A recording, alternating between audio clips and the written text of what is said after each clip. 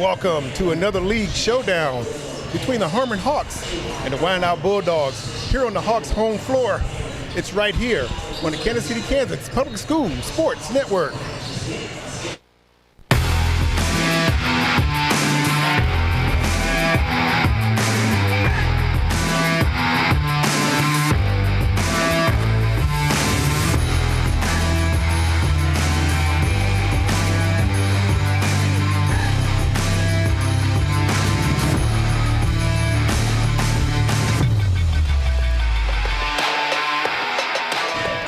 Everyone, and welcome to the Kansas City, Kansas Sports Network. I'm Chuck Holmes here with my partner in crime, Coach Janae Jones. How the heck are you? Ready for some boys action tonight? What's up, Chuck? I'm excited to be here. I'm excited to see these boys play. I think it's going to be a really exciting game.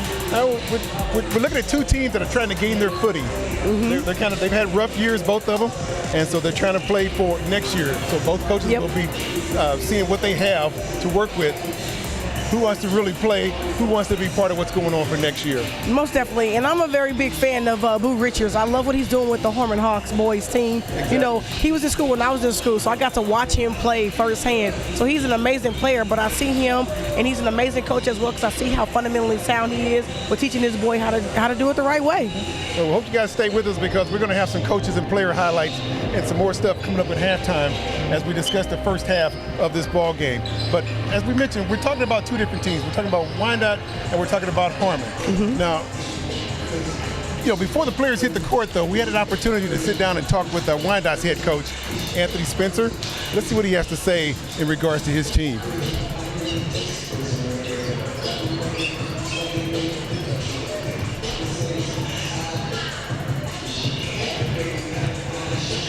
Well, we're gonna re-rack that, and we'll come back to it after that. But that's okay, because it gives us a time, and it gives Coach Larry Fennell an opportunity to actually highlight two players that he really wants to talk about during this game. Because there are two guys out here that I know he's excited about. So if Coach Fennell if he's got his headset on and he can hear us, I think he's ready to maybe to even talk about these two guys that he really wants to talk about. Let us know about Wyandotte, Coach Larry.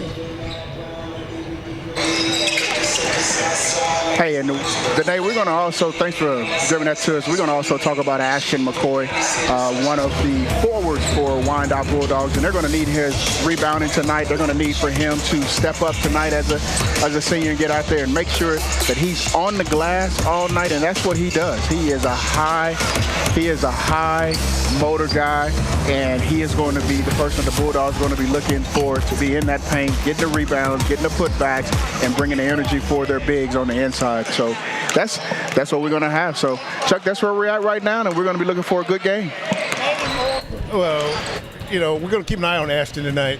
There's another guy's last name is Holmes, Jason Holmes. We're going to keep an eye on him tonight too as well. Definitely. Because both of these guys.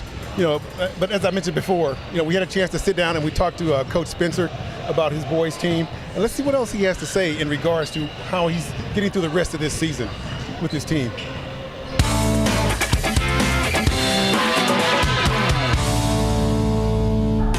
This is Pep Talk. My name is Lanisha Huggins, and I'm here with the coach of the Wyandotte girls basketball team. Tony Williams. All right, Coach, I'm just going to ask you a few questions, okay? All right, what's the most rewarding part of coaching high school basketball for you? Seeing the kids come back and remember it, them being happy about playing. And once after 20 years, 25 years, kids still come back, appreciate it, makes you feel good. All right. Where do you see the program in the next few years, and what steps are you taking to build for the future?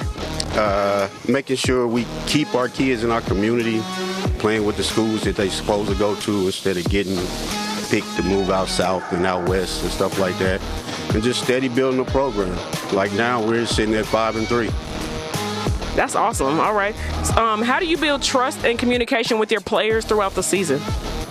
Just being honest. They'll tell you I'm flat out open and honest with them. If they ask me a question, I don't sugarcoat nothing. Hey, we got to go to work.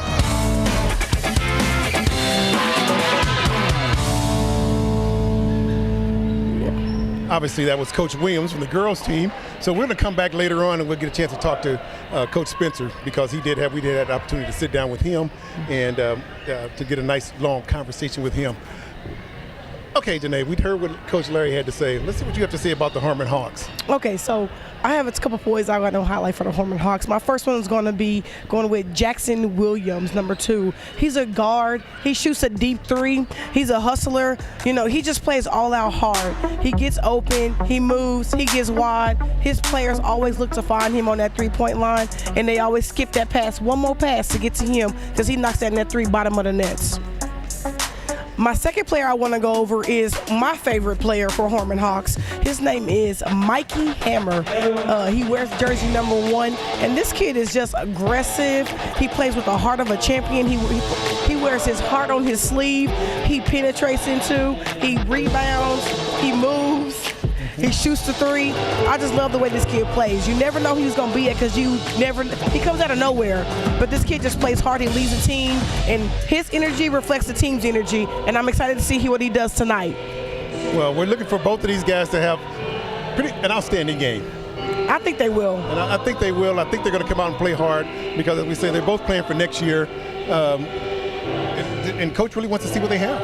And, you know, they have a good coach. Coach really, and considering that was a position that Coach played when he was back in high school, he really works with his guards on that same mentality. Shoot the 3, penetrate, triple threat, be ready to do whatever with the ball, go rebound. Guards can rebound too. Excellent. I'm the shortest, I'm a rebounder, and I was always number 2 in the rebounds on my team. So I love the fact that he teaches them that fundamental with rebounding and attack the basket. Right. Well, you know, Coach Richardson, he's a former standout here in the Kansas City, Kansas public school system. He's the head coach for the Harmon Hawks. Yes, he is. You know, we did have a chance to sit down and talk with him also. So let's take a moment. Let's see what Keith Boo Richardson has to say about his team.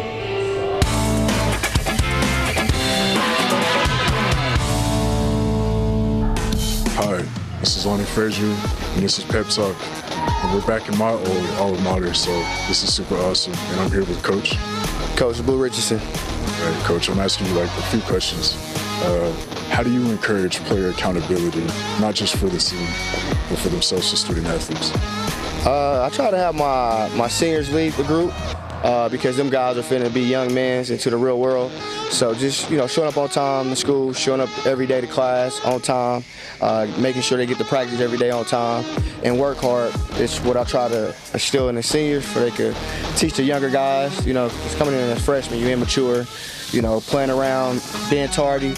So I try to let the senior groups be young men and lead. How do you handle in-game adjustments, especially when things are going like according to plan? Man, it's been rough for me for playing high-level basketball, being in this district, playing college Division I. Just learning how to be a coach, you know, at this stage as far as high school basketball. I coached at Park Hill South, head assistant for about 7 years. Fast pace, a lot of fundamentals, a lot of AAU kids, club kids that played at a high level. So here the mistakes, you know, are just growing pains. You know, the kids, you know, don't have a lot of fundamentals, haven't played a lot of fundamental organized basketball. So just being able to teach them the fundamentals on and off the floor and develop them is helped me become a better person on and off the floor, and it's a better coach.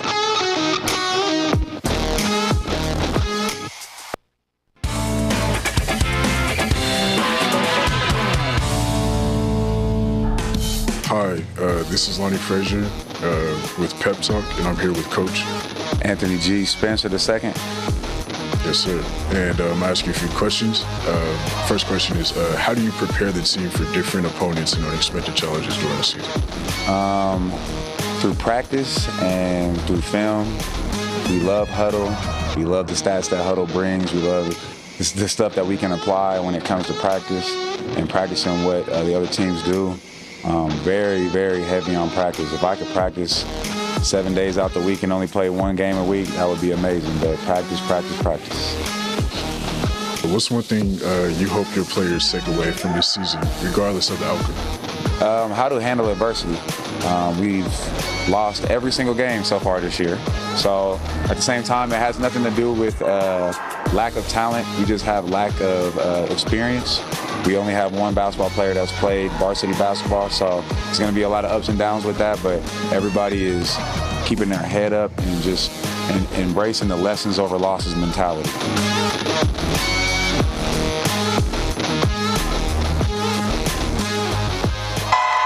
thank Lonnie, Coach Spencer, and Coach Richardson for taking the time to sit down with us and talk about their teams and give us a little more insight as to what's going on. It's senior night here at Harmon High School.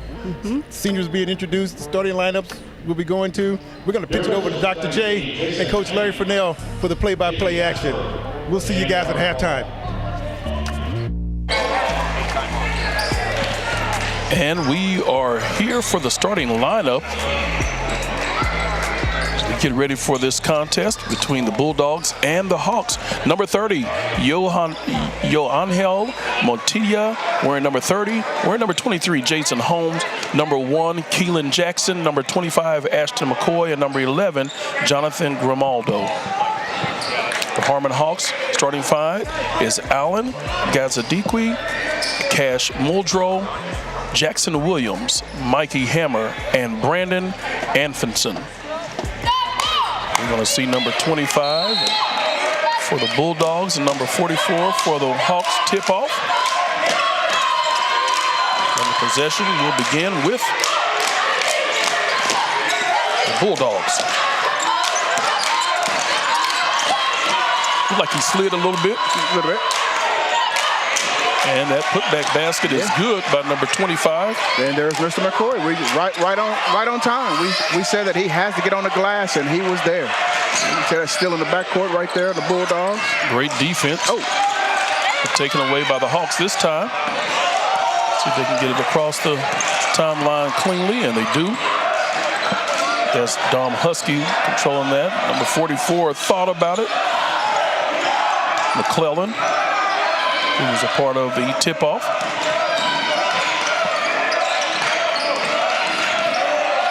Nice drive, and that basket is good by Jackson Williams.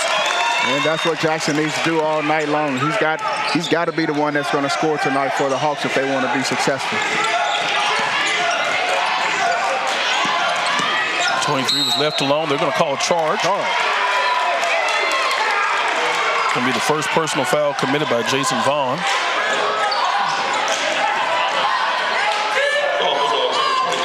Look at that replay right there. There's Jackson right there. That's what he does. He is a rim seeker. He is going to go for that rim all night long. Nice fundamental scoring as the Hawks are coached there by Coach Boo Richardson. He was a student when I called games at Wyandotte High School. First years of teaching. Coach Boo is well-traveled, well-versed in basketball, played a lot of basketball overseas, and he knows the game. It's going to be a personal foul. It'll be 2 shots.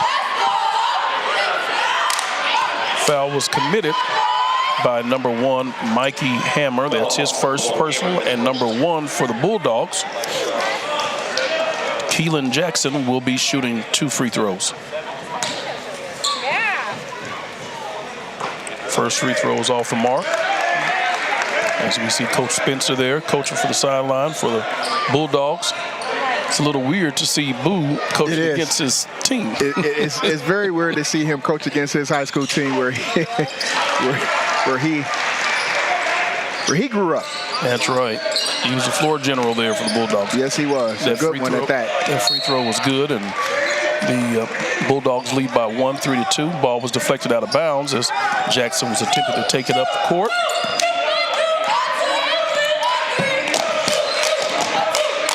Jackson takes it, pushes it off. Well, almost looked like a moving screen there, Coach. He was moving. They ordinarily make that call, but I guess they said he wasn't trying to get in the way. It's a school ground basketball right there. So we'd call that. We did. Ball was deflected out of bounds as it was stolen from, it was number 3, Dom Husky. Huskies have been pretty active here in the early going of this competition.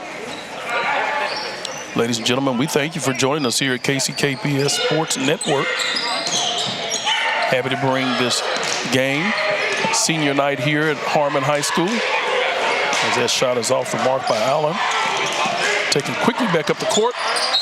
The Bulldogs, personal foul will be committed by the Hawks. I think that will be on number 3, Husky. Yep. Yeah, we're seeing early on the Bulldogs. The boys are doing the same thing as the girls. They're pushing the ball up the floor. That's their game. They like to get up and down real quick. So, if anybody wants to know what Coach Boo Richardson looked like, all you got to do is take a look at Mr. Jackson. Pushing the ball just like Mr. Richardson, as we see him on the screen right there, getting some words of advice from his coach. Boo is yep. And that first free throw was good. Second one was off the mark for Jason Vaughn.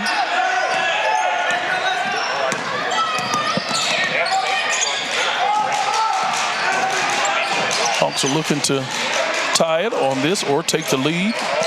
Three-point attempt, thought about it. Wisely took it back out. Turnover. That was made possible by 23, who deflected that pass. Bulldogs able to keep it and give it back. There's a little tussle there on the floor and take it back. And give it back. And give it back. Almost looked like he slid those feet there, but ref didn't call it. I don't call it. I don't call it if he don't call it. I think he thought about driving that all the way through Husky, but instead he was able to entice the opposition to foul him. Yep. Personal foul committed by Ashton McCoy. That's going to be his first personal. Ashton's first personal foul there. Non-shooting foul.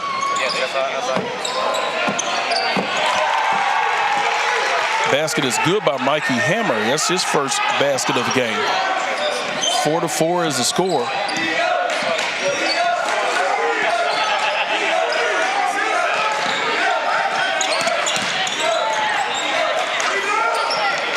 Just a little bit too hard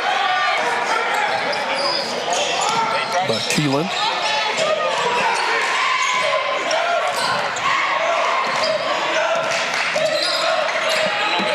Another takeaway. That's another steal right there. Keelan's very active. Very active. Timeout is called on the floor. It's a 30-second timeout. Big congratulations to Ives Trunkheads, a standout forward on Harmon's boys soccer team, for earning a spot on the Kansas 5A All-State second team. Ives also received the prestigious title of Meadowlark Conference Player of the Year. A fantastic season and well-deserved honors. Way to go, Ives. The Welcome Center and the Multilingual Education and Services Department at KCKPS are excited to offer a Saturday Language Academy for families. This program is open to all parents and family members of current KCKPS English learners. 10 sessions will take place through Saturday, May 10th. Mark your calendar and visit the district's website to register and learn more about the sessions. 4 minutes and 20 seconds to go in this opening frame.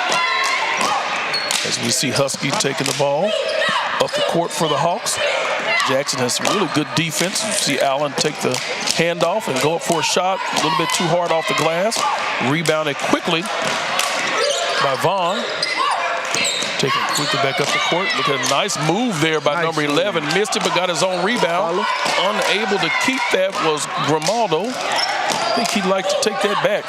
That's a good shot. He just kind of missed it. A little hard off the glass, and he kind of rolled off that rim, but he followed the shot, and the Hawks took it away from him. So that's good action, though.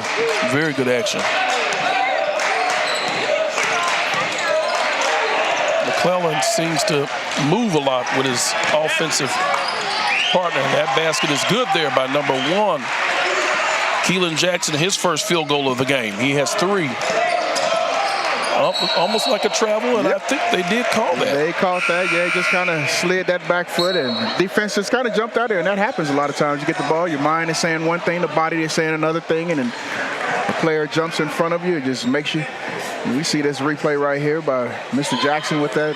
Nice fast break. Nice break. Off of a turnover. So we see the boys doing the same thing as the girls. They capitalize on the turnover. So if Harmon will not turn the ball over, then the Bulldogs will have to work for those shots.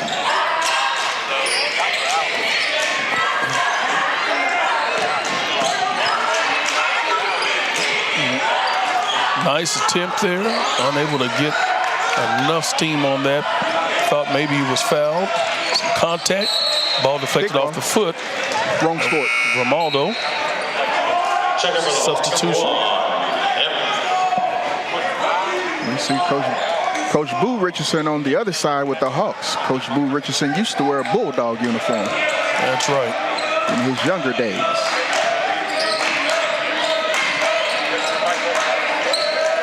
Good defense there by the Bulldogs. It's a double team, triple team, calls the turnover. Let's see what the Bulldogs can do. Put back is good. Put back is good. Mr. Vaughn worked hard. They got that steal at half court, and he finished it off with 2. Bulldogs have doubled up the Hawks. You see the Hawks are struggling to turn that ball over right now. So Hammer unable to connect on that fadeaway. So we'll see what the Bulldogs are able to do in response. Can they extend the lead?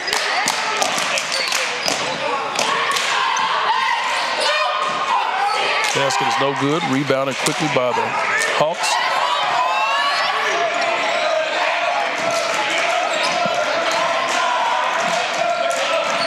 Good ball handling.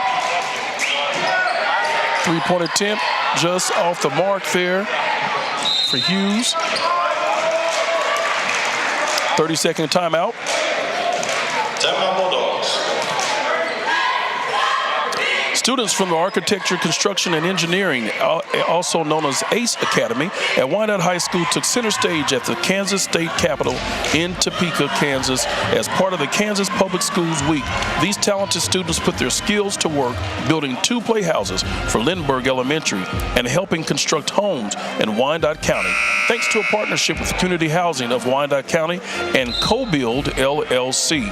Their dedication was recognized during a joint House and Senate Education Committee meeting, and they were honored in the Senate chambers for their hands-on contributions to the community. A big congratulations to these students for making a real impact. Big ups. Great life learning experiences for our scholars, so they get a diverse education, diverse opportunities. You need to have everything in your bag. You need to know it all. Absolutely. Shout out to our teachers, administrators, support staff, everyone that supports, and of course the parents who are supporting our scholars every day, motivating them to do their very best. That's going to be out of bounds by the Bulldogs. You see a quick substitution. A couple of the starters coming back in for the Hawks.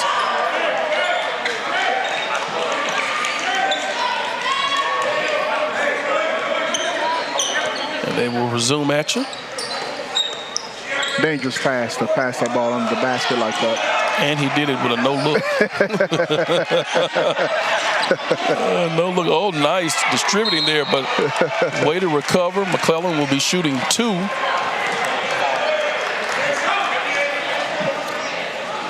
Personal foul was committed by number 13, Emmanuel Collins. Or I'm sorry, that was on number 23. Jason Vaughn. Shooting 2 is McClellan. First free throw was good. Nice stroke. Nice stroke. There's that replay right there. You see, he just gets the ball to the middle of the floor. The big man steps up. Big man goes down to the block, and there's a block, but a foul. So that's a good way to break that pressure. Get that ball to the middle of the floor. Second free throw, no good. Rebounded, though, by the Hawks. Can three-point attempt going in and out. Allen is doing a great job, able to. We're going to say that it's out of bounds. It looked like, as Allen's looking, he said, hey, I thought I tapped it off the Bulldog. But he may have stepped out of bounds before he went up in the air. Yeah, he was out of it. As a call, 94 feet away from us, he said he was out of bounds when he tipped it, so we'll have to go with that. Go with it. Yep. 58.6 seconds remaining in this first quarter. 8-5 in favor of the Bulldogs as they get it up the court. Nice. That is the way you break the press down right there. You get the ball to the fastest guy on the floor in the middle of the floor, and he gets a steal right here and puts a little body shake, shot up, and tie up. They're going to call a tie up there. The ball will go back to the Hawks. Yeah, right now the Bulldogs are able to handle the Hawks' pressure, as you see. Right there, that nice little layup right there, the left hand, and for all you young people out there watching the game who's on the left side of the rim, use your left hand. If you're on the left side of the rim, use your right hand. Put the ball right back in the defender, you can block it. Use your left hand, use your body to keep separation. But, Coach, I'm not a lefty. I'm a righty. You use both hands in basketball. You see how the Hawks do this. Breakdown of the press right there. And Jackson's able to intercept Jackson it. falls back, and there he is right there again. And once again, he uses the left hand on that side. So initially, the Hawks broke the press, but the speed of the Bulldogs, it's too much dribbling. You're going to have to pass the ball to break any press. You can't dribble the ball a lot. 12-5 in favor of the Bulldogs. 7-point lead. They're going to call a personal foul against the Bulldogs. Personal fouls committed by number 22. Look at that replay right there. He gets the balls. Good idea to try to get the ball back to the middle, but Mr. Jackson's pretty fast. He tipped that ball, and he's off to the races. No one's going to catch him once he gets going like that. Left hand off the glass, 2 points once again. Personal foul was committed by number 22, Jalen Bray. 8 seconds remaining.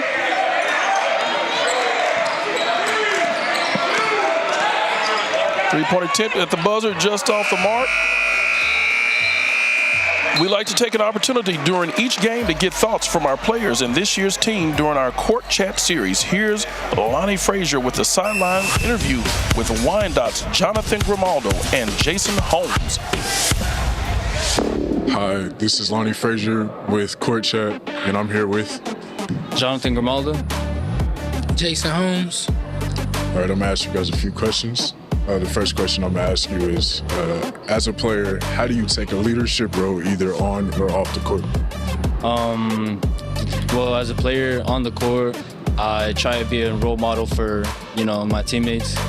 Try and help them with, new moves or stuff with basketball and off the court, try and bond with them to get that team bond so we can create to put on the basketball court.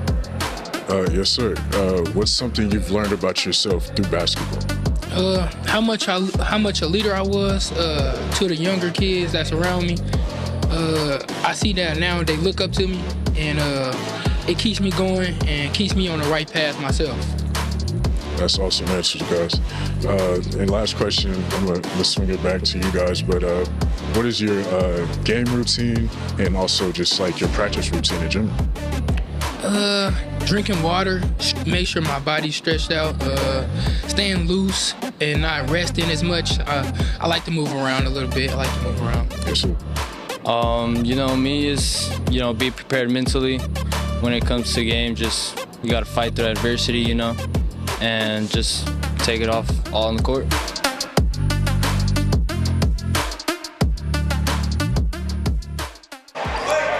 And we are back for the start of the second quarter.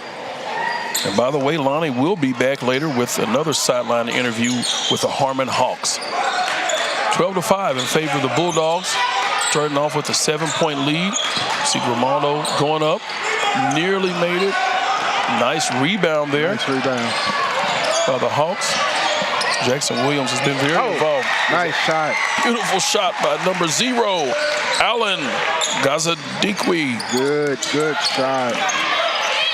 Nice block by McClellan. Good block. That reminded me of something from the ABA league right there. He slapped that one down. Eyeglasses and all.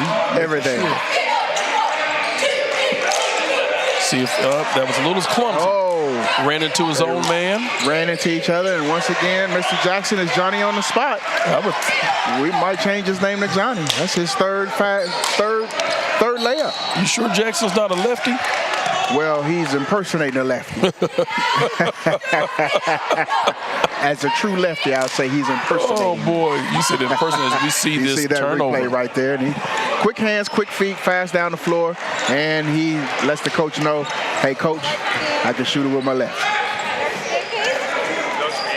That last personal foul was committed by Isaiah Cornish. That is his second personal foul. See if the Hawks can put up a basket. And they do. And there they do. That's their guy right there, Mr. Jackson. Mr. Williams, Mr. Williams on the spot. That's their guy right there. They need Mr. Williams to to score tonight. Jackson has 2 field goals for the Hawks.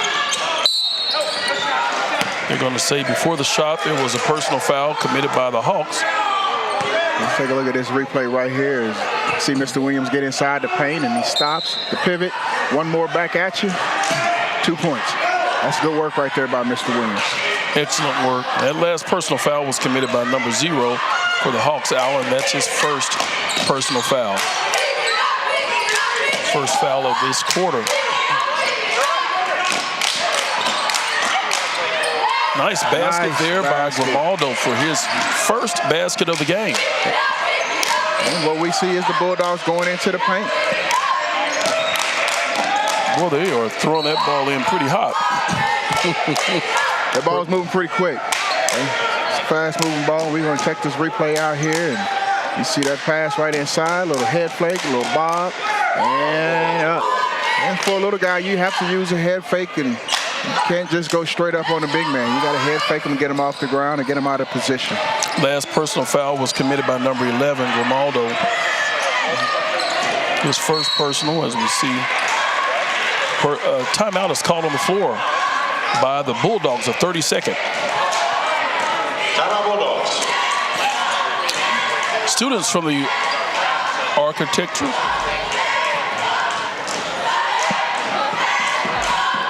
Let me correct that. Congratulations to Darian Myrick for earning a Kansas 5A All-State Honorable Mention in football. Myrick showcased his versatility this season, excelling as both a running back and defensive back for the Hawks. A big shout out to Darian and Harmon head coach Keith O'Neill on this well-deserved recognition.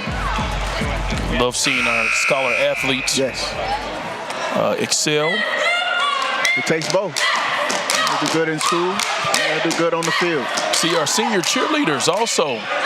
This is their final home game of the season. The satchel. I didn't pay attention to the satchel. That's a new touch there. Yeah, I like that.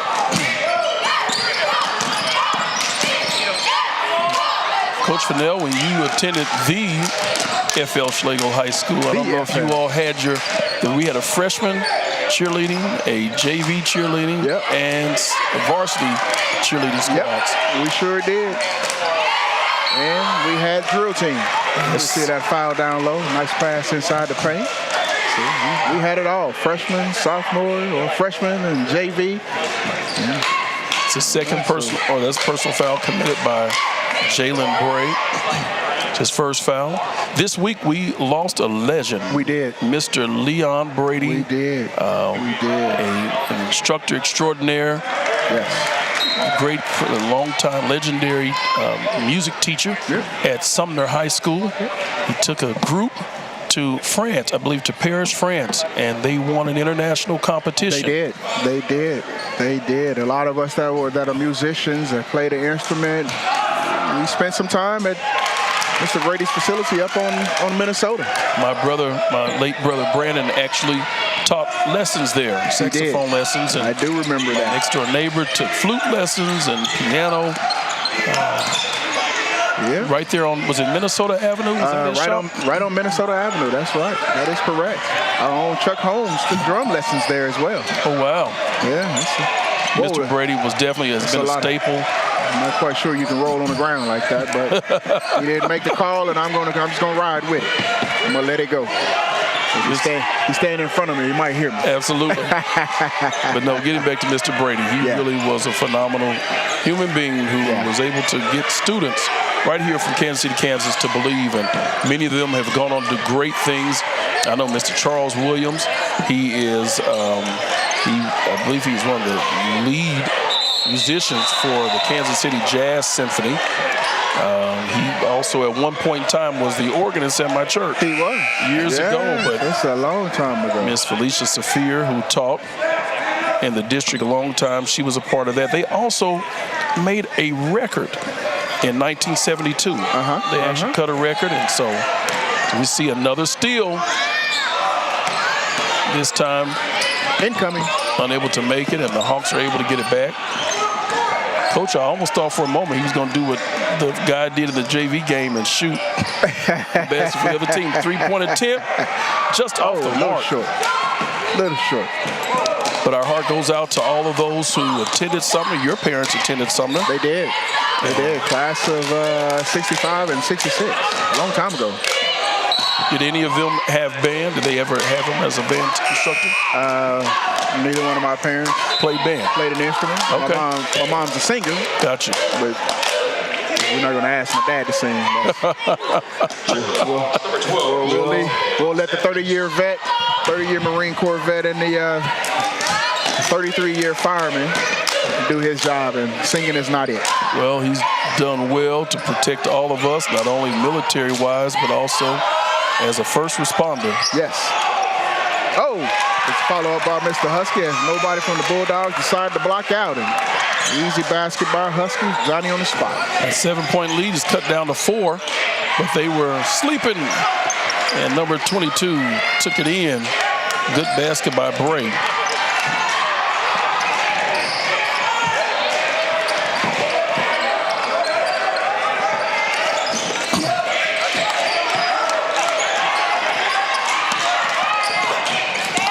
I've been very impressed with Jackson this entire game. Another good basket there. That's Bray, his second basket of the game. Basket right there. That's good, yeah. Mr. Jackson is handling the press very well. Oh, everybody's down. Let's take a short break in the action for a court chat conversation with Lonnie Frazier.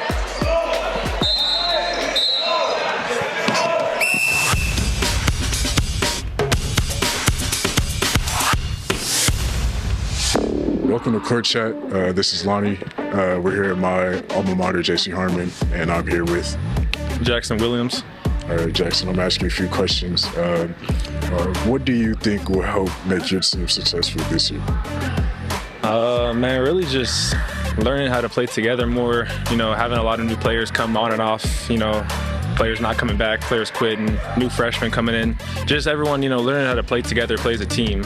I think everyone we got on our team, really, they're super talented. We got a good squad. I think we just struggle with picking up, the aspect of just playing together on the court, not being so, stiff, just going out there and just having fun and enjoying it, I feel that. And who's your favorite professional basketball player and why? Oh, my favorite player is probably, I'd have to say Stephen Curry, It's just getting into basketball, watching him, all the kids, watching him pull those deep shots. It's it made me fall in love with the game, watching him just do crazy stuff.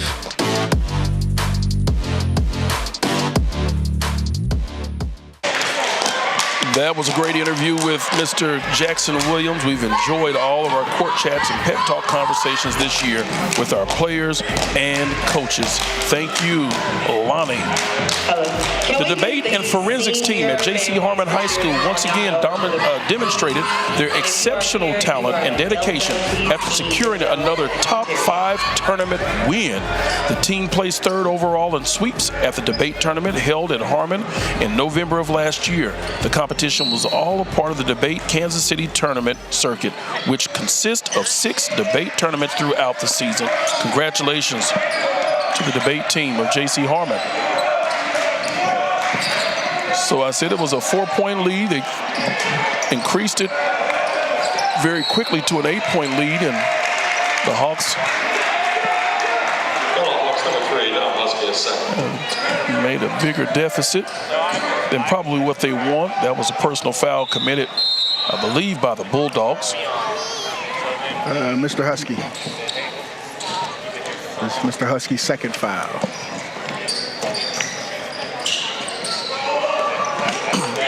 Taken quickly up the court. Oh! And the basket is good.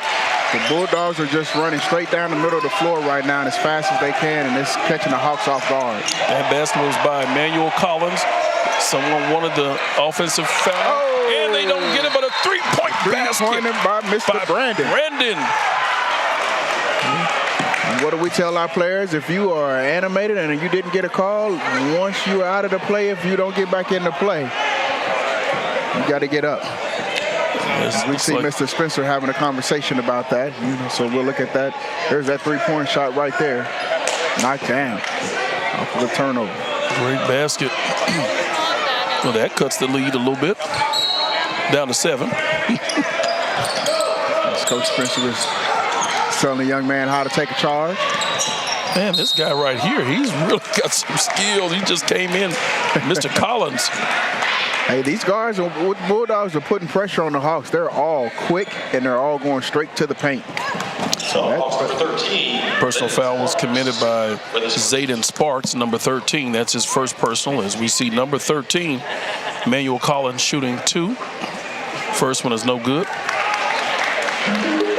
See Coach Spencer. I think so far he likes what he sees. So far.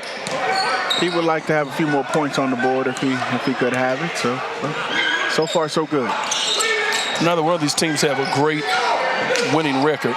No. But if you see them playing, they're putting a lot of heart out there, and there's probably some games that they probably would love to replay. Yes, lots of them. Good pass. Oh, gotta finish. Gotta finish. You gotta finish. Go, Nice there's basket. the finish right there. That's Mr. Brandon, that's 2 right there. And as we see life in the Hawks, here they come. Brandon has now 5 points to lead all scorers for the Hawks. They'll call that a personal foul against the Hawks. Take a look, and here's that layup right there. And right off that square, a little scoop shot. He's not George Gervin, but he did scoop it.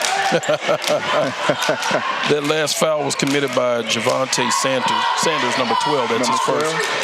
Ball was deflected quickly, but recovered by the Bulldogs and just driven to the hole. Oh, just rolled off right there. That is. Missed it by that much. Oh, I love the headband action. The fast break. Oh, boy. Hey, this game is getting up and down now. It makes for a fun call when they're moving up and down that court and flying by us. Mikey Hammer will be shooting 2 after that third personal foul committed by number 23, Jason Vaughn.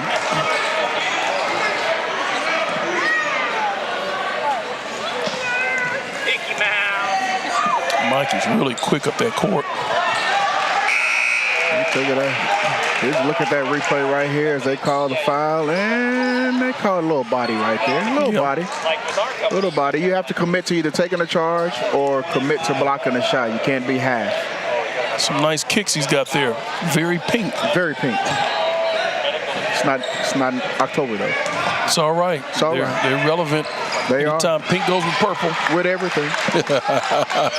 That second free throw was good by Mikey. Let's see if they can interrupt some more. It's back down to a 4-point deficit. See if the Hawks can make a stop. And they do. Turnover. Let's see who that was off of. They're going to say that was off of the Hawks.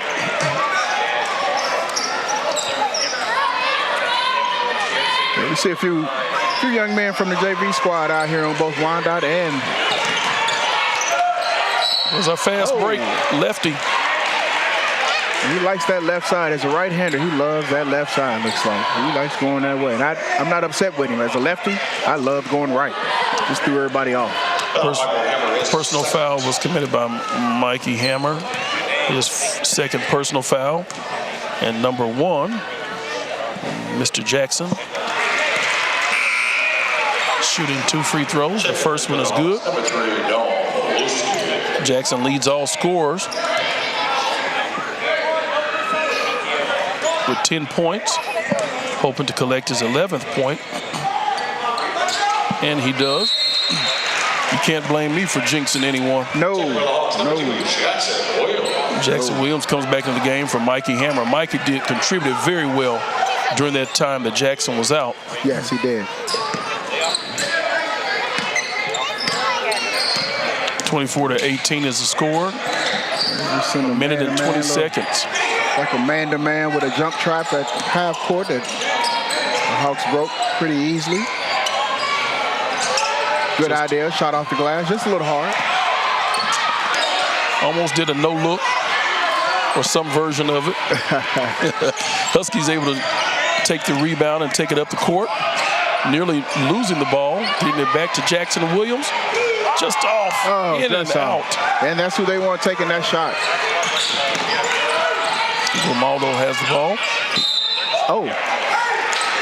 He shot that on the wrong side of the basket, but he was fouled. Yeah, he was looking at someone else, too. He wasn't even looking at the rim. I believe that personal foul was committed by number 2, Jackson Williams, his first personal. Shooting 2 free throws will be Jonathan Grimaldo.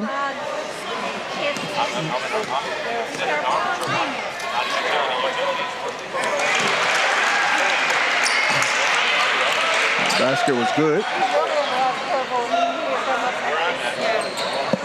I think they're a little slow on putting up the score if that was good. Yep, it was good. 24-25 now. Sir, I believe it is at 25. Second free throw was good. 26-18, back to an 8-point lead. They've gotten it down to 4. And Wyandotte quickly gets it back to 8 as get trapped almost near the 10-second mark, and they able to get it across to McClellan, who turns it over. That was a nice move by Grimaldo to keep it active. You see Keelan going down court, dishes it off. Nice distribution, 3-point attempt. Out, in and out by number 4. Yeah, that was good basketball right there. That was good basketball. You get the ball up the floor real quick. Good look for Ken Fisher. Gets a 3-point basket. 3-pointer right there, and that's going to put a little something to think about when they get in the locker room. And that's it. 26-21 is the score at the end of the first half in favor of the Bulldogs. High school students have the opportunity and 17 different career and technical education pathways through the Diploma Plus program.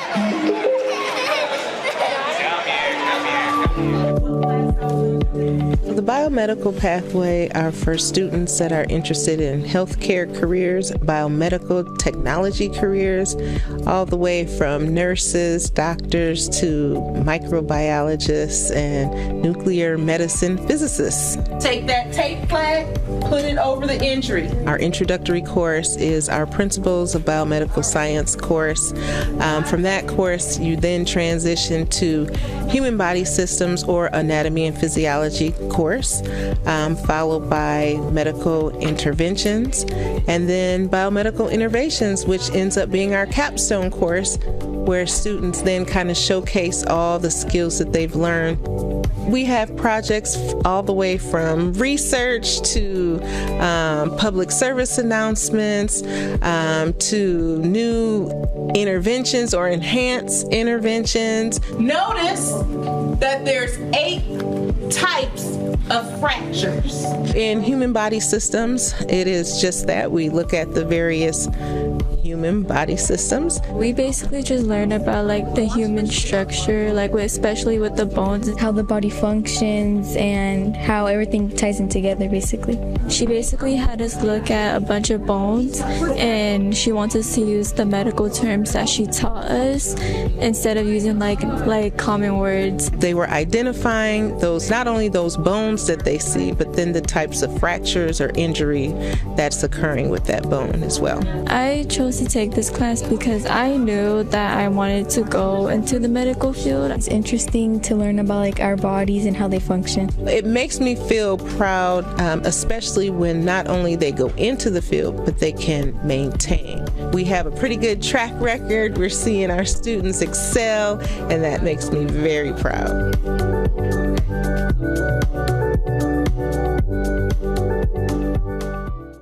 And welcome to halftime here at Harmon High School, where the Wyandotte Bulldogs currently lead at 26-21. It's senior night here at Harmon as some of the senior parents are here honoring their kids for their senior years in high school. But Coach, we've seen a pretty entertaining first half between these two teams. Oh yeah, I've been so excited this whole game. I don't know which way it's gonna go. Even though Harmon is losing right now, I have a feeling they're gonna come back and make a comeback on second half. You know what I'm saying? 0-0 at second half. But I have been a fan of Allen Gazadikwe. Oh my goodness, that brother. Not only did he hit a three-point shot right at the end of the quarter, he's just been hustling, rebounding. He's been strong on the offensive defensive way. And then Brandon Ampherson on Harmon's team. He's number 11. He's a guard. We didn't touch on him in the beginning of the game. Now, don't get me wrong.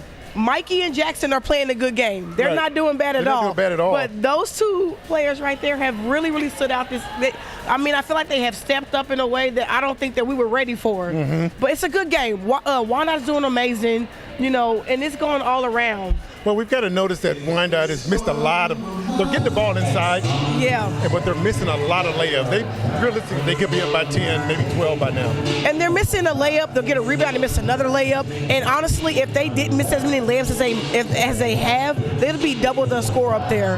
So right now they're probably like a 6 point. It's a 4-point game right now. Right. A 5-point game right now. Absolutely. If they did not miss all the layups, they would probably be like 40-21 rather than 26-21. And you and I were also talking too that when Wyandotte does go inside, it's 103, 104. They're not. A lot of guys aren't hitting the boards. Yeah. So we really need to see them start hitting the boards. Let's take a look at some of the highlights from the first half. As Coach was talking about, got the deep way hitting 3-pointers. But we see here Wyandotte on the board. Miss put back. So once again, Harmon able to get the ball inside. And you see Jackson Williams on the strong inside. And number one on Wyandotte's team has been really a dominant player with all the steals. He's been stealing the ball a lot, getting a lot of easy layups. I've even seen him hit the boards a lot of the times. Well, you look at Wyandotte, and it doesn't look like a team that hasn't won a game yet. There are a couple of good sets that they've had. We watched them play. Oh, there goes our boy Allen Gazadikwe. Yeah. But then number one steals the ball. Easy layup. Right. So as we look here, we see, Harmon's still able to get the ball inside. They tightened up their defense a little bit more. They kind of shut Wyandotte down because Wyandotte was up like 6 or 7 for a while there. Agree. But not only that, when they're pressing. Wyandotte's pressing. If Harmon can handle the ball and not throw the ball away as much as they have, they would be more in the game. They probably would even be winning. Absolutely. Wyandotte's pressure defense is just amazing, though. Right. Well, like we said, if they've missed a lot of layups, and they could easily be up by 10, maybe 12 points at this time. And so, but Harmon's, you got to give them credit. They're tough. They're hanging in there in front of the home crowd here on senior night. They're doing a good job. So once again, we see the Gazadikwe with the 3 from the corner. That's been my guy this first half. Allen's been doing his thing for sure. Exactly. As we look at the stats here, we see Wyandotte with 6 turnovers. Harmon has 14 of those. And then with the rebounds, that's where Wyandotte is double on the board. The rebounds are double on the board. But Wyandotte also has double rebounds because they're missing all of their layups. However, Harmon got to get better with boxing out so that they don't give them that second chance. Because all of these rebounds that they got is the second chance to make a score. Harmon got to box out on the rebounds. Turnovers, Harmon got all those turnovers because Wyandotte is getting into the passing lanes. They have a very, very aggressive full court press, and that full court press has allowed them to get all those steals to make Harmon turn the ball over that many times. Exactly. You look at that 3-point shots, Harmon 2 of 10. That's not going to get it done. You got to get the ball inside and try to get to the free throw line. You got some big guys inside. Pound the ball inside. Get to the free throw line and knock those free throws down. And then you talk about the free throws. Free throws are free. You got to make those. We got Harmon at 3 and 7.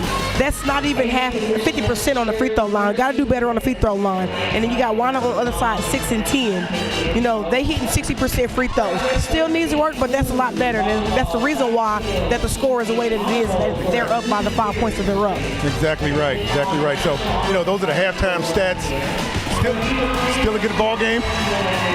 But hey, there's got another half to come. I'm so ready for the second half. The Kansas City, Kansas Schools Foundation for Excellence is committed to supporting Kansas City, Kansas public schools by providing all students with an equal opportunity to reach their potential in all educational and personal endeavors. Mark L. Johnson spoke with Crystal Watson, the executive director of Foundation, about how they empower our students and help them to achieve academic success. Joining me today is Crystal Watson, the Executive Director of the KCK School Foundation for Excellence. Crystal, thanks for joining us, and tell us what the Foundation's all about. So the foundation is over 30 years old, approximately 33, 34 years old. And the whole purpose of the foundation is to support the district and to support students. And how do you do that? We do it in so many ways. The last couple years, we focused on families. So a lot of our kids are low income to poverty.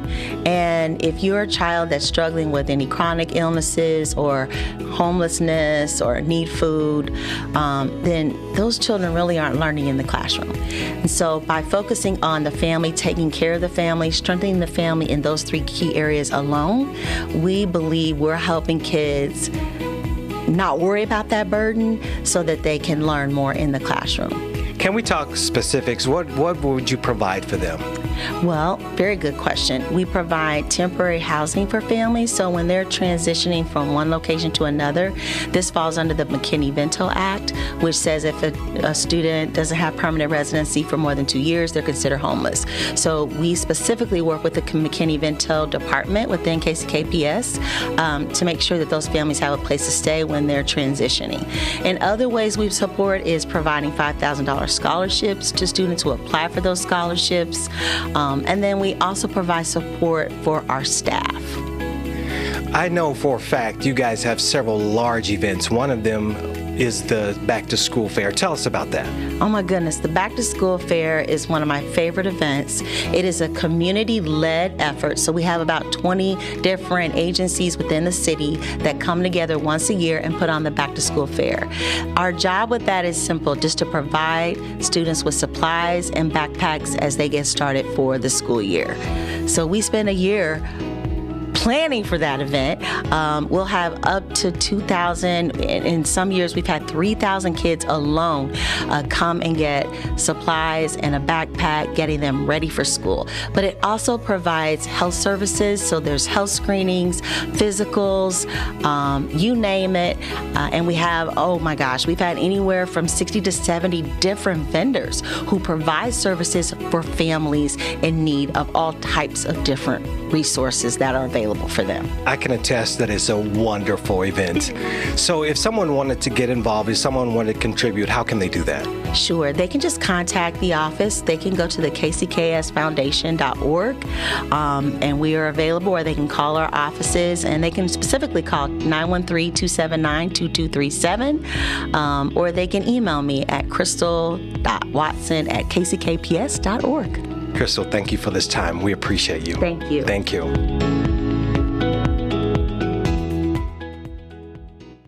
Thanks to Crystal Watson and her team for the work they do to support the school district, students, and teachers.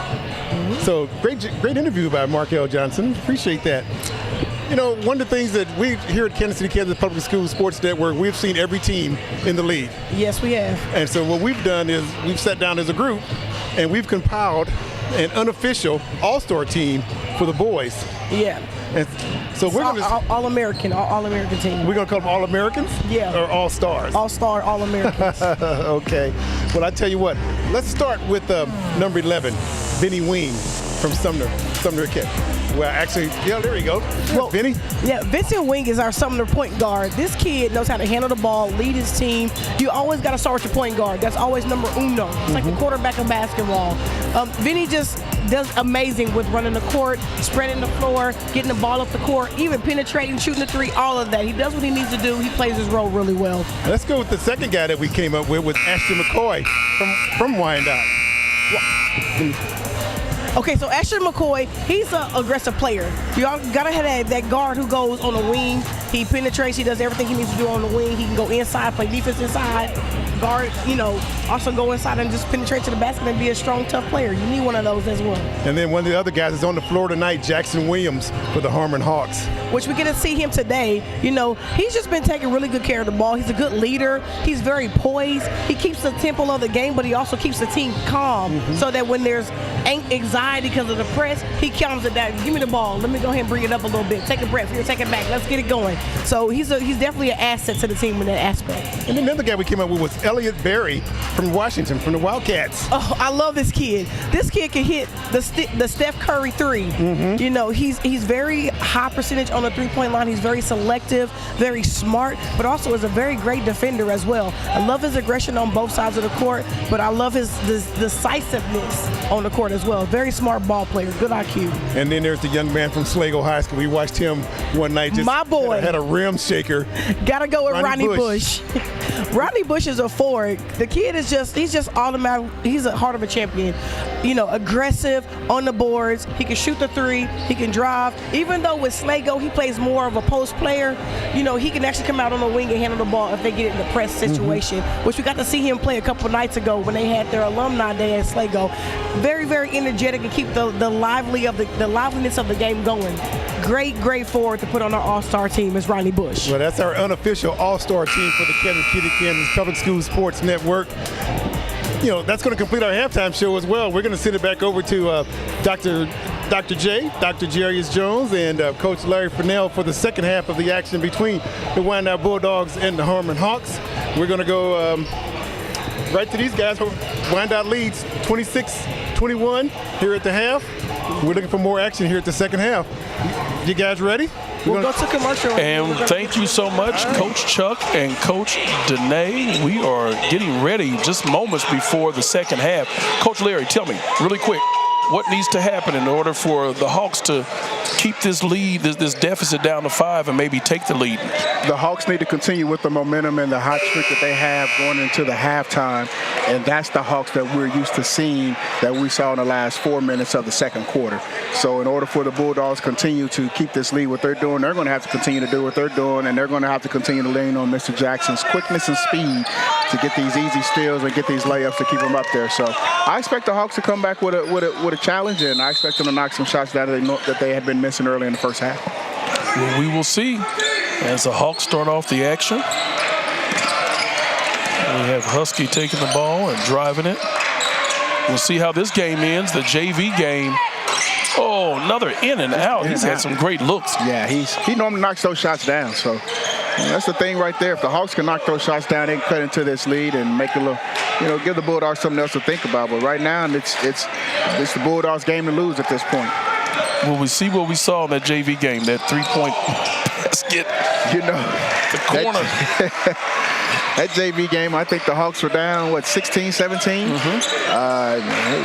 chipped that away and chipped it away and chipped it away, and here we see that steal. Oh, we're going to call a hold. That last basket was made by Grimaldo. Yeah, let's see that replay. That's the basket right here on Maldonado. Hawks, number 3, Dom Husky is third. That's a good basket right there. So we're seeing the Bulldogs being able to break this down and get in that paint. Going back to that JV game, that game was, man. Yes, it was. That last 5 minutes of the fourth quarter and the entire overtime was just they played at such a higher level. And there's a turnover right there. And you see the Bulldogs pressure still getting after him. And prior to that, the basket was good by number 25, Ashton McCoy, and then there was a personal foul committed by Dom Husky. It was his third personal. And we see a quick turnover by the Hawks. Ball remains with the Bulldogs. How do you not call that foul? Oh, my goodness. A little late with their whistle. A little late. Mikey Hammer, that was his personal foul. That's his third. Yeah, so we can see the foul starting to mount up on the Hawks right now. 2 starters now with 3 fouls. That's correct. Shooting 2 free throws is Jason Vaughn.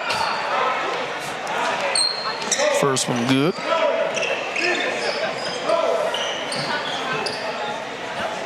Waiting for the second free throw. We see a few JV kids being inserted in the Hawks into foul trouble. Second free throw was good. He's 3 for 4 at the line with 5 points in this contest. Referees are trying to decide. I believe they're going to say it stays with the Hawks. That's why there are 2 of them, at least. That's why there's at least 2. We're fortunate enough to have 3. Slid, but was able to keep himself from traveling. Ball disrupted and deflected by the Bulldogs, but they're going to say it remains on the Hawks side, or they're going to confer. The officials will. Having a conversation about it, and we're going to see what happens. And other way, they're going to take that walk down the court. One official had a better look than the other, and he overruled and said, hey, I saw it better. So we saw quickly a 5-point deficit rise now to an 11-point deficit. 3 field goals to start this half, or 6 points to start this half for the Bulldogs. Allen thought about a bounce pass, and he was lucky. A little close, a little hot. Yeah, lucky to have that deflected by the Bulldogs. A little close, a little hot. Be a good time for Jackson to hit a 3. That was a 2-point along the baseline. Yeah, Jackson's just a little off today. Just a little off. Normally he knocks those shots down. Spin cycle. Nice spin. No results. Unable to connect. You see Jackson Williams take it up the court. And this young man did play the JV. He did play JV, and he is playing well right now. Javonte Sanders plays with a lot of energy. He gets the basket, his first field goal of the game. In and out. In and out. Literally in and out. Not the burger, but the basketball. I see what you did there. That was last touch by Jackson. I've been known to get a number 2 animal style with a strawberry shake. California. Vegas. Oh, yeah. Arizona. West. I should stop now. The west side. I've been to too many of them. I should stop. Yeah, when we go to Southern California, that's where they go. I just don't. I used to be a burger person, but too many ingredients on that burger. There's a lot of stuff going on that burger. It's a lot of stuff going on, especially when you animal style those fries. Oh. Looks like that ball was actually deflected. Yep. As long as you don't move, you can grab it. Ronaldo calmly dribbles. The ball was off his heel. And then he deflected it off of Sanders, so the ball's going to go back to the Bulldogs. 32-23. Juxtapose the scores. That's a nice word I get a chance to use. Juxtapose. Juxtapose. Juxtapose. I like that. You got to add to your vocabulary sometimes. Absolutely. And Larry, do we have any Larryisms? Yes, we do. Not the burger, not the burger, but the basket. In and out. That's an in and out right there. We're on our way to Paul's Bunyan. Hey, you made a great move, but missed that shot. Sometimes you got to ask for your burger without the basket. You don't need the fries. You just need the burger. That last foul was committed by Jaden Sparks. That's his second personal. The second free throw is good by Jackson. There's that press again. Hawks do a pretty good job of getting it up to the front court. He has 12 points unofficially. And Jackson also has a rebound. Quickly takes it up the court, dishes it off. Nice. Good look. Good job. That is a point guard's job right there, to feed the big man, break down the defense, and find the open man. Good job. Basket was good by Jason Vaughn. Vaughn has 2 field goals for the night. Just off the mark by Sanders. We're seeing the Bulldogs play with a lot of poise right now for a team that doesn't have any, very few wins. They're playing pretty good tonight. Tapped out of bounds, or tapped out in play. It almost looked like he slid. A little bit. Little ice capades out there. Yeah. Someone dropped some ice on the floor. They're all sliding around right now. I'm not sure what's going on out there. I thought it was basketball. Man. I didn't know Harmon had an ice rink underneath. That personal foul was committed by number 0, Allen. You see this last play. That's good play. The guard, you put pressure on the defense, make the defense commit. Defense slides back. You continue to put pressure on them. Kick out to the open man, off the glass, 2 points. Bulldogs up 35-23. Way to finish. Way to finish. 35-23 in favor of the Bulldogs. 4 minutes and 27 seconds to go in this third quarter. Jackson's taking his time, making sure things are set up. So they're in a 2-3. Nice defense there by the Hawks.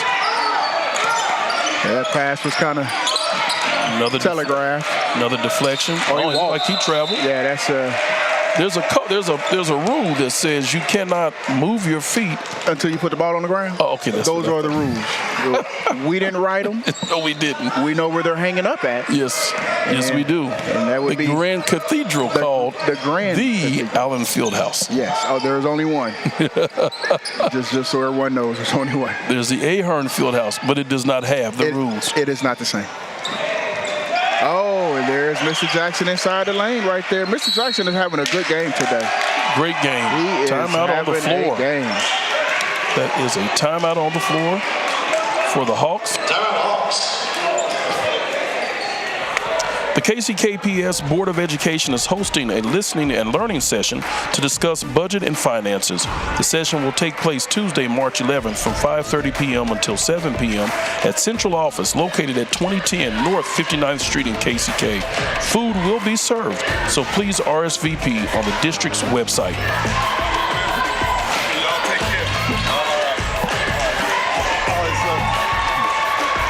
And we're back.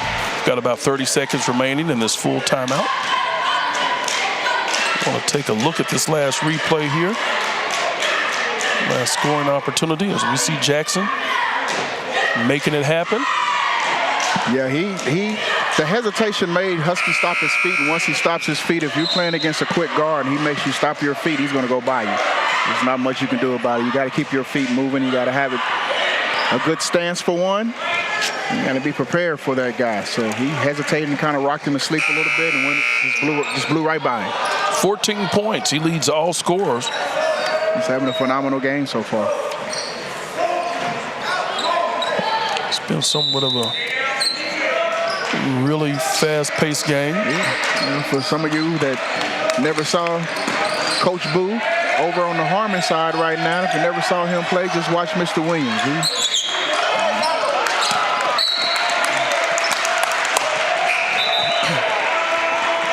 Ball's out of bounds.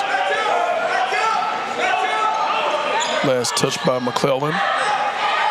Another turnover. They called a timeout, 30-second or quick official timeout. They weren't quite ready. Yeah, they weren't quite ready. They weren't set yet. Put it back in the hands of their floor general.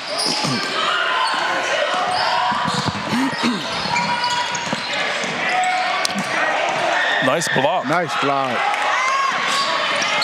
Oh, yes, they're going to get you for the reach. Yeah, you can't reach like that. It's a good block on the other end.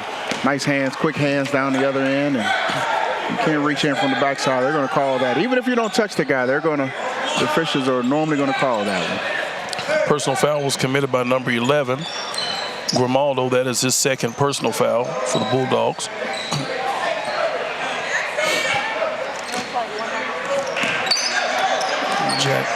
Jackson gets the ball. See what he can do.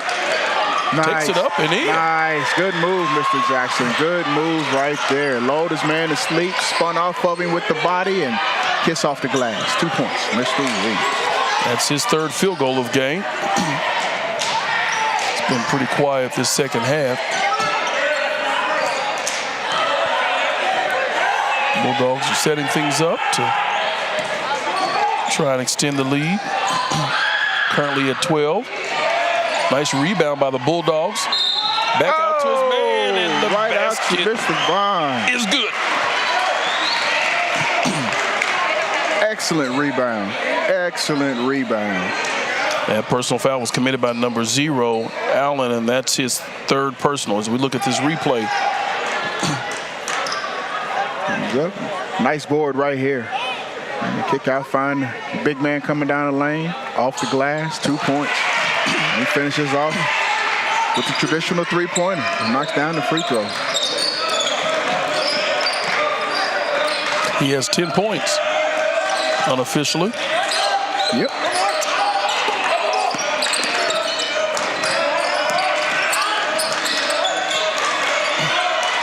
Three-point basket is good. In the corner. And there's Mr. Hammer. He said, we're not done yet. We are not done yet. 40-28 is the score. Back to a 12-point separation as everyone gets ready for this sub-state. At the moment, Wyandotte has only one victory. They only have one victory. I won't jinx them and say anything about this one. Right now they're sitting on one victory and they're playing well right now. And we'll take a look at this three by Mr. Hammer in the corner over there as he gets his feet set, rise and fly. Boom, 3 times. 1, 2, 3 in the basket. Nothing but nets.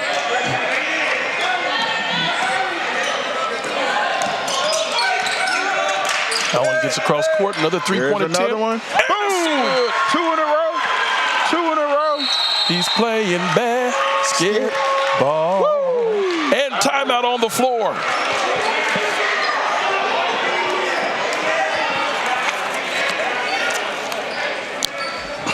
Bringing more voices to the table is one way KCKPS is working to be better every day.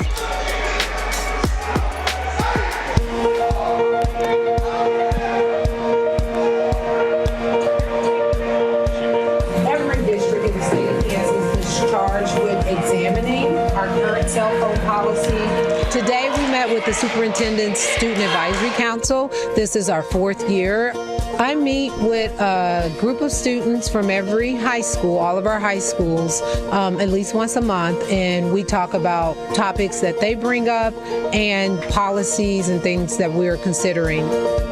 We focus today on providing them information about the bond and hearing their feedback about it, as well as talking about what we need to consider as we contemplate rolling out a cell phone policy.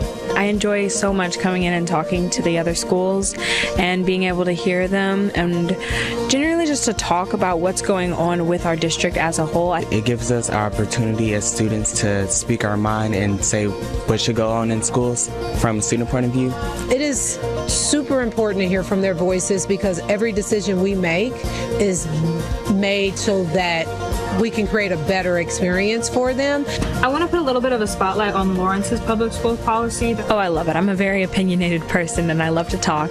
So I've always really enjoyed just making sure I can have my voice heard.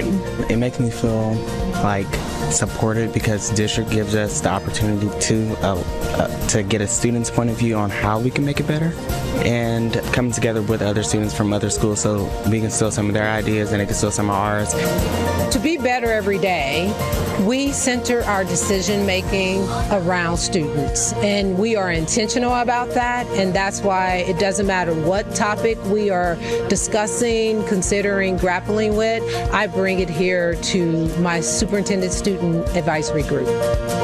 At KCKPS, we're getting better every day. Those nice back-to-back three-point shots. Really nice. Yes, he cut into that lead. They're down by 9 now. Down by 9. They were down by 14, I believe, just a moment ago. The three-point line is a neutralizer. And as we see the Bulldog speed gets in, he just missed it. Not only is he scoring, but he's rebounding. Yes. Mikey wants some more. He's just bringing it back here. This was like a great lineup for another. That's just a 2. That is a 2, and now the Hawks are starting to heat up. 8 straight points to get the deficit down to 7. I believe they were down by 15 at one time, At one point, yes, they were.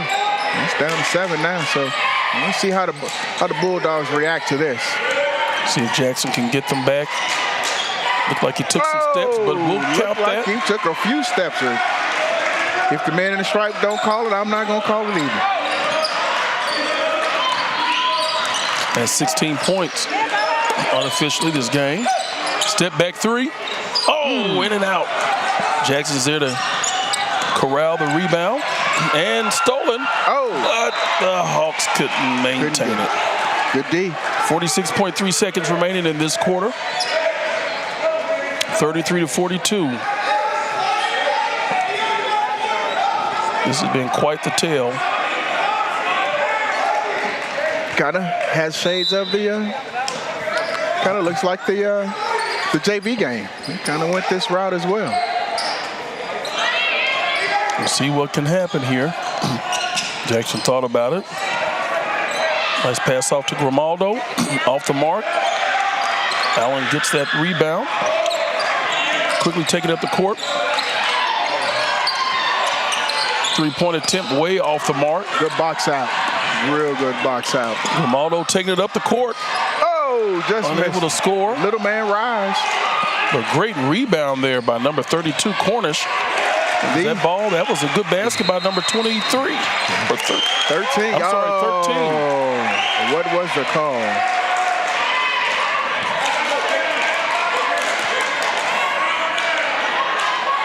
That was Collins who got that basket.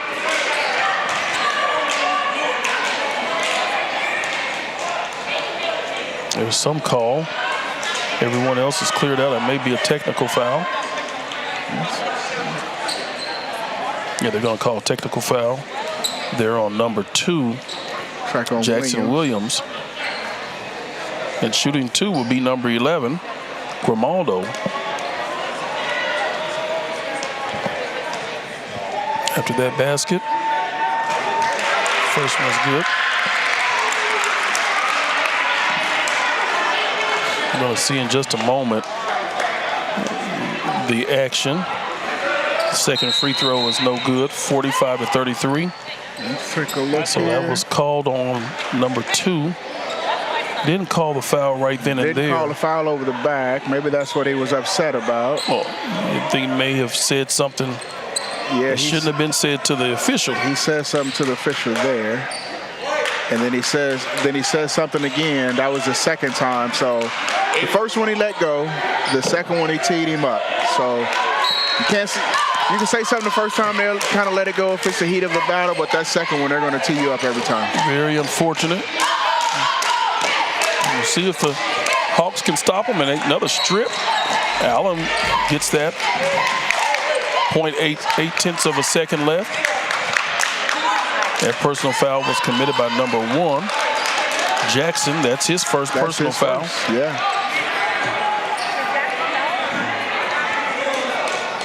Gonna have to lob that pass or either take a, that's not gonna have enough on it. So at the end of 3, 45-33. When students at Quindare Elementary return to class next week, they will be prepared to possibly save a life thanks to CPR training they completed last spring.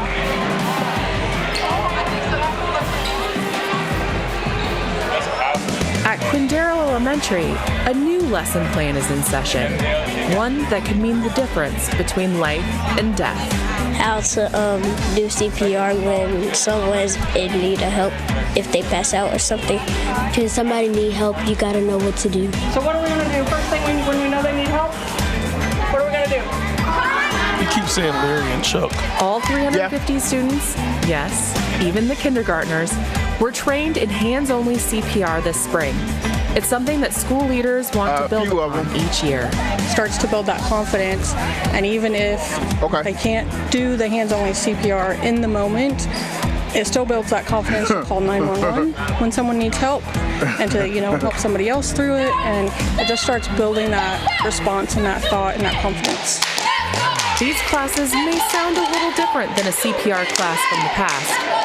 Staying Alive was always the suggested tune to help keep the correct beat. But today's 10 and under crowd doesn't know that one as well. Enter Baby Shark.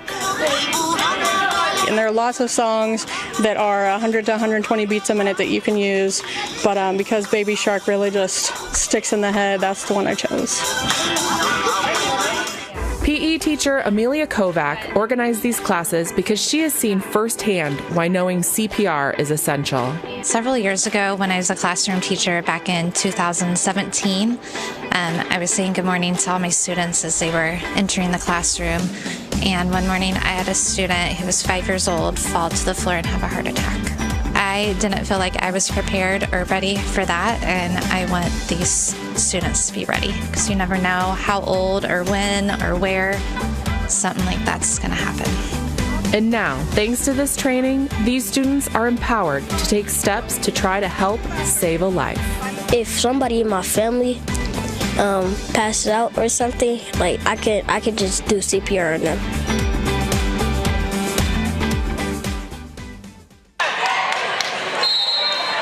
And we are back. The start of the final frame of this competition between the Bulldogs and the Hawks. Bulldogs start off with a 12-point lead, 3-point attempt there by Jackson, in and out. I've seen so many shots. A lot of them. Literally gone in and out of the rim. Nice rebound there by Williams. Williams picked up that technical foul towards the end of the good block. Third quarter. Great block by the Bulldogs. Taking up the court by Grimaldo. Nice attempt at a scoop. Oh! And there's Mr. McCoy right there. We haven't heard a lot from him since the first basket of the game. That's his third field goal of the game. Nice drive. Unable to finish. Good look there. Good look. For Brandon. 47-33, a 14-point lead. Quickly they got it down to a 7-point deficit. The Hawks did. I think they're going to call a personal foul against Jackson. May have held on. Mr. held on, and there's that last. Mr. Rebound. Mr. Williams didn't box out. Nobody from the Hawks is boxing out, and the Bulldogs is just crashing the glass. You got to put a body on somebody and box them out of there. Looked like their shoulders were blocking. Might have been. The backside of their shoulders. That's right. That's right. That last foul was committed by Jackson. That was his second. Nice pass. Nice look. I was wondering if he was going to see that when Husky just kind of went from baseline and flashed right to the lower block. And Allen saw him. Good fire pass and 2 points. Husky's second field goal of the game. He has 4. 12-point lead once again by the Bulldogs. Jackson surveys the floor, trying to increase the lead. Basket was no good by that drive by Matilla.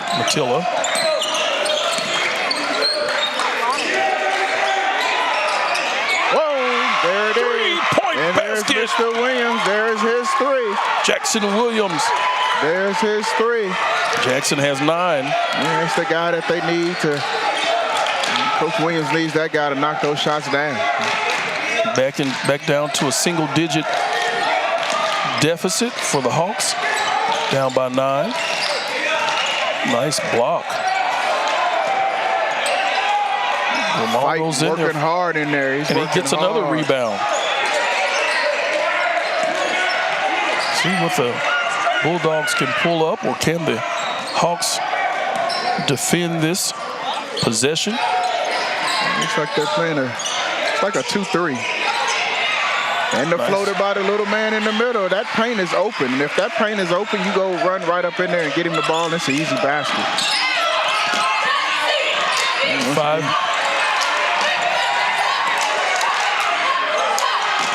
Three-point basket. Good! There it is. They are heating up.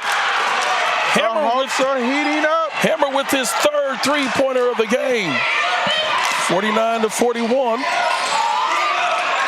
Stay tuned for the under 4 commercial.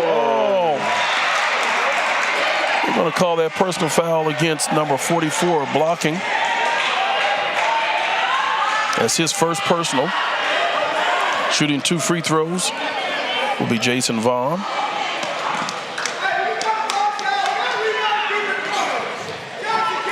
Vaughn made his last one. Misses this one. Couple of substitutions, one for each team. And it's like a matchup substitution right there. 2 bigs go out, 2 guards come in. See if Vaughn can hit the second free throw. And he does, extends the lead to 9. The Hawks have gotten hot, especially behind the perimeter. Yeah, that's what they do. I mean, the Hawks are a good shooting team, and they were just off early in that first half, and now they're starting to, once you see that ball go through, you become a better shooter. Nice deflection and steal from Grimaldo. Jackson takes it up the court. Nice ball dribbling skills. But his teammate is unable to corral the ball and went between his legs. Yeah, good idea on the bounce pass. Bounce pass just a little long. McClellan reported back into the game, replacing Sanders.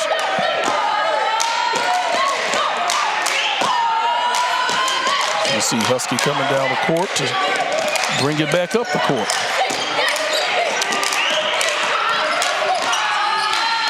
Basket is no good. Would have loved him to be able to finish that off. Yeah, they needed that basket right there.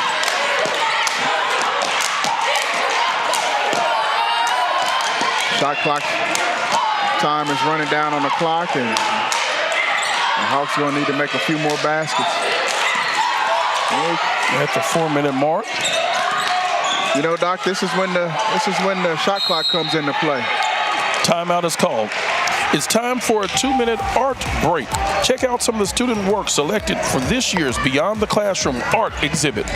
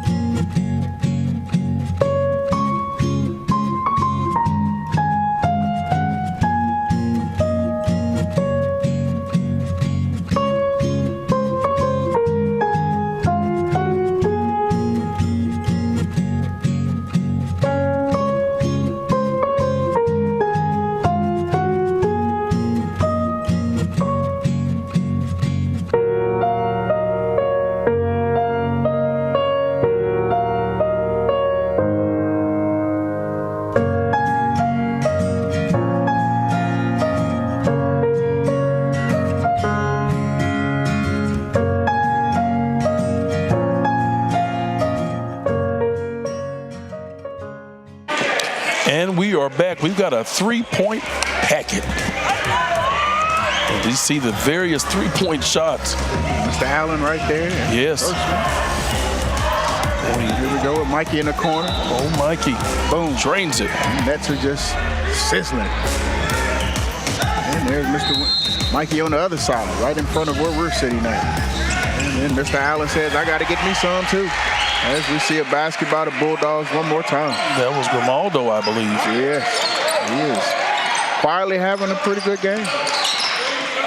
Just when they get the lead down, the lead goes back up to double digits. Yeah, it's been like that the entire night for the Hawks. So the Bulldogs have played a good game today. The Hawks just uncharacteristically didn't knock down a lot of shots in their first half. So Williams gets away. Oh. Unable to connect. And quickly taken up the court by Jackson. Everybody got a block. They're going to say no foul there. It was blocked cleanly. He's soliciting a call. He's saying, I've got the feeling on my wrist. Skin and leather make different sounds.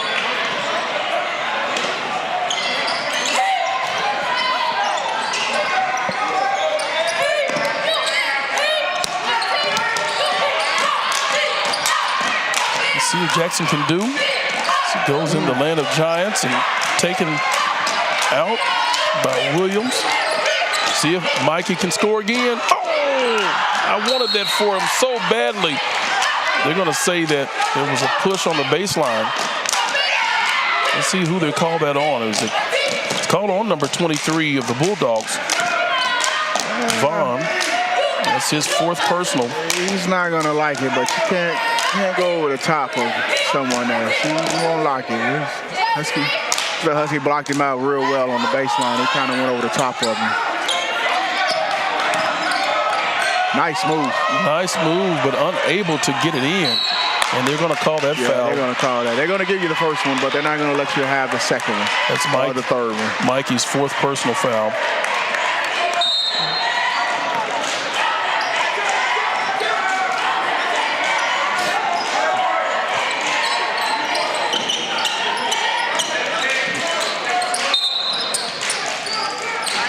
And we'll see. 2 minutes and 53 seconds remaining. Coach Boo Richardson, he's trying to rally his team together to put a streak. Ball looks like it was almost off his feet. Yeah, right now the Bulldogs will do good to score and clock. This is when the shot clock, they should take the shot clock all the way down to 5 seconds before they take any shot. Nice block. Nice block. Ball was deflected out of bounds.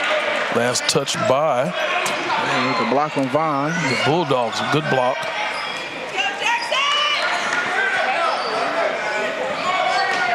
So, of course, Coach Chuck and Danae, they are both talking about the game, getting ready for that post-game report.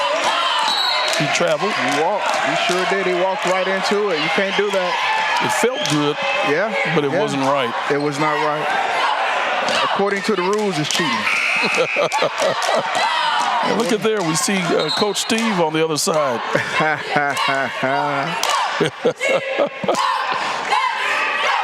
Looks like Coach Boo is doing a little offensive defense, so he's bringing Mikey out when they're on defense, and when they're on offense, he brings them back in. Smart move. He's got 4 fouls. Yeah, that's Husky's 4th personal foul.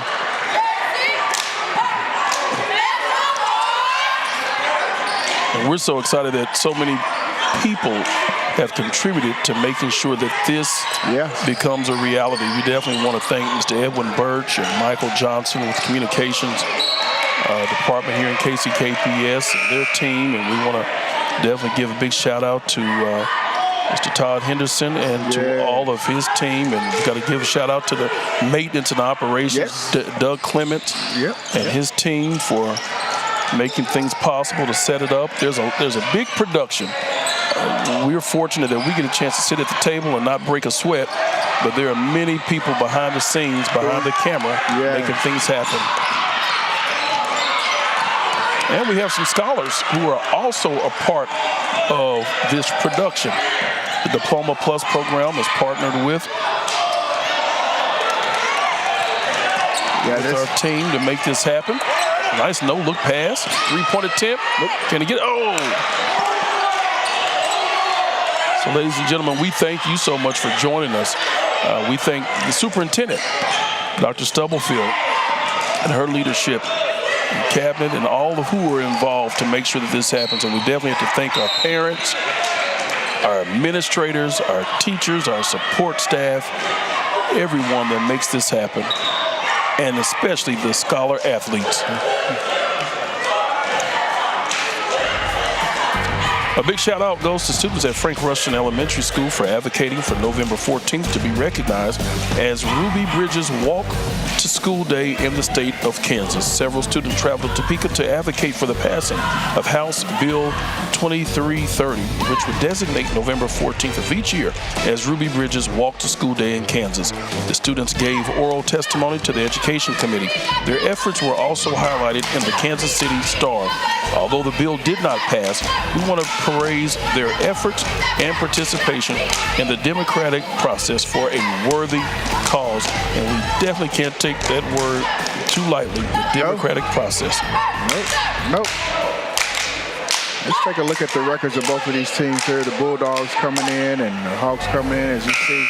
Right now, here's the standings right now. The Wildcats on top, 14-5, followed by the Sabres at 7-13. The Stallions 8-10. The Hawks are 2-17, and the Bulldogs are coming up at 1-18. So we'll look at the All-Star players that were selected as the All-Stars from the KCKPS this year. So you see Harmon, Schlegel, Bulldogs. You got the Sabres and the Wildcats, all of them are there. We have the young ladies as well. Show those young ladies during their game, and congratulations to all the All-Stars today. So thanks for everybody coming out and listening to us babble a little bit on KCKPS and watch these young men and young ladies play their hearts out tonight on a Friday night. Nothing like Friday Night Lights. No? That they've done after having a full day of school. Yes, sir. These young athletes, they practice, and a rarity, a full week of school. A full week. That's a rarity around here. We see that That's basket right. in right there. Young man's right off the bench. Right in. 2 points.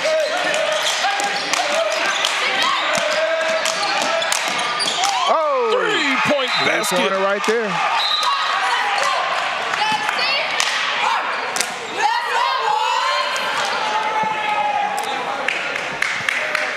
March 25th, 2025, April 8th, 2025, and April the 22nd are the upcoming school board meetings for the KCKPS School District. Check the district's website for more information at www.kckschools.org. We encourage the community to stay connected and informed as much as possible by attending one of the school board meetings. If you can't attend in person, you can watch the board meetings live on the district's YouTube channel. Save the date, Unity in the Community event. Coming soon, our second annual Unity in the Community event to be held on Saturday, April 26, 2025. The event is designed to provide resources to our families about opportunities for their students during the summer.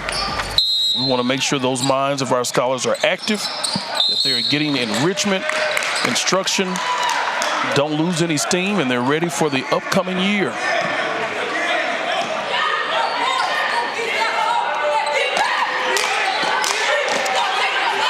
That personal foul was committed by number 12. That's his second foul.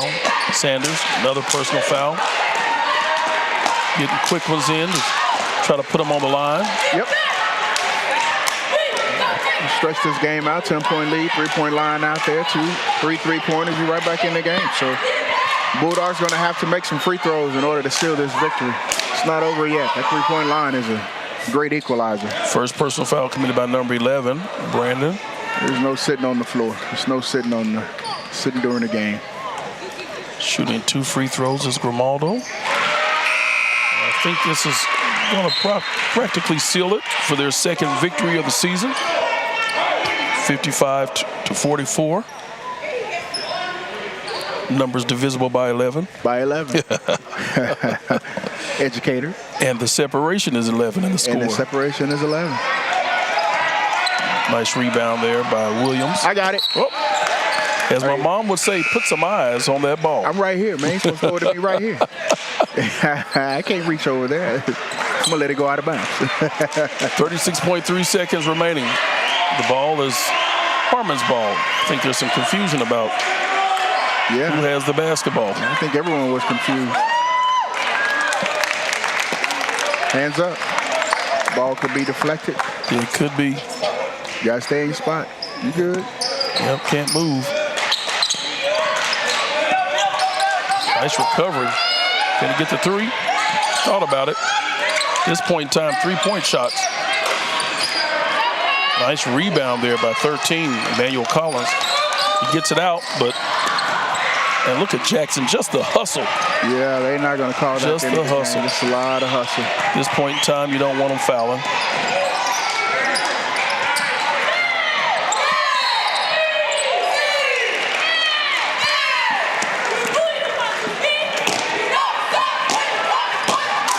At the end of this competition, won't you stay tuned for another commercial that we will have for you that will showcase another one of our scholars.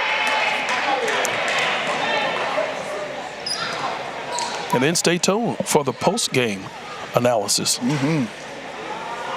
Oh. First free throw is no good for Grimaldo. Rolled off.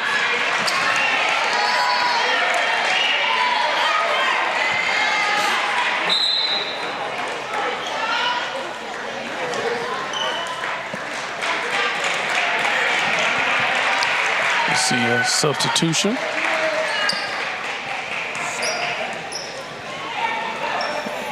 And that second free throw is off the mark. Rebounded, though, by the Bulldogs. Back in the hands of Grimaldo. Three-point attempt. No good. And that's the end of the ball game. The Bulldogs win their second game of the season, 55-44 over the Harmon Hawks. Stay tuned for our post-game analysis after this commercial break. You're watching KCKPS Sports Network.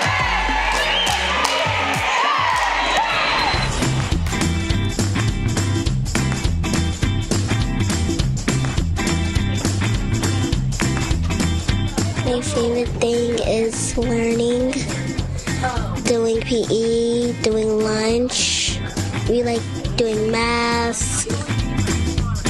Mariana is a very loving little girl. She loves to hug everybody and say hello to everyone. She loves to greet everyone. She's been working really hard in reading. She loves to be a helper. She loves to be a friend to new people that started our school. She's just very bubbly and happy. The way to get better, the teacher can tell you to write or something, play or sit down. She normally tells us to do coloring. To be better every day, Mariana is really trying to come to school every morning on time. And she's also really trying hard to get her work done, turning in her work and making sure that it's completed. It helps me learn. It helps me learn new stuff. And it helps me feel calm, be patient. At Grant Elementary, we're getting better every day.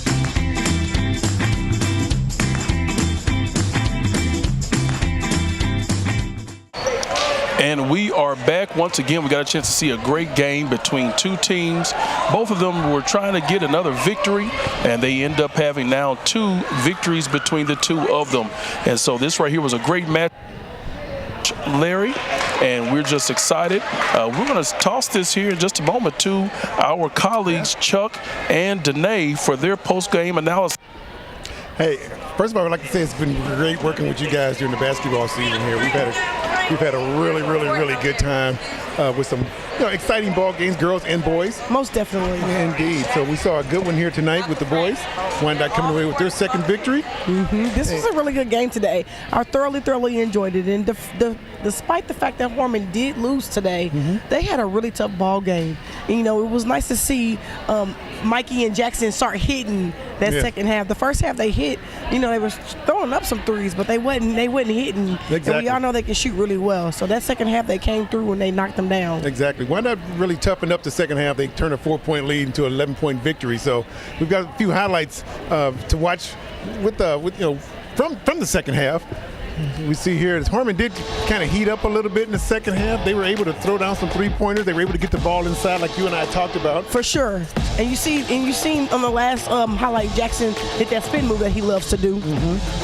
Yeah, we see Wyandotte being strong. That's a strong move on the inside as he's fouled here with the strong move, and he knocks down the free throw to make it an old-fashioned three-point play. So, that was a good, strong move, as you and I were both talking about. But like I said, Harmon did a good job. They started hitting some outside jump shots. A couple guys got hot in the wings. You could tell they were starting to feel it. And they got themselves back into the game, but they never could quite get closer than 7. Yeah, but the reason why that was because Wyandotte kept their composure despite the fact that Harmon started hitting those threes.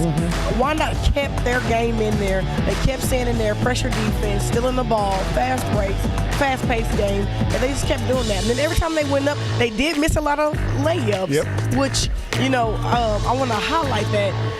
They had some really good players like Keelan Jackson, who really took over today. Number 1, their point guard. He's so fast.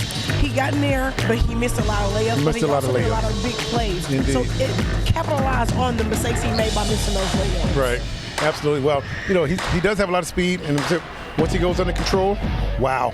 He's going to be something else. We look at the final stats here, where we see Harmon did improve from the three-point range. They went 8 for 18, where before they were 1 for 9.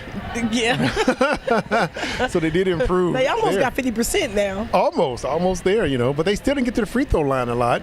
which they could have done.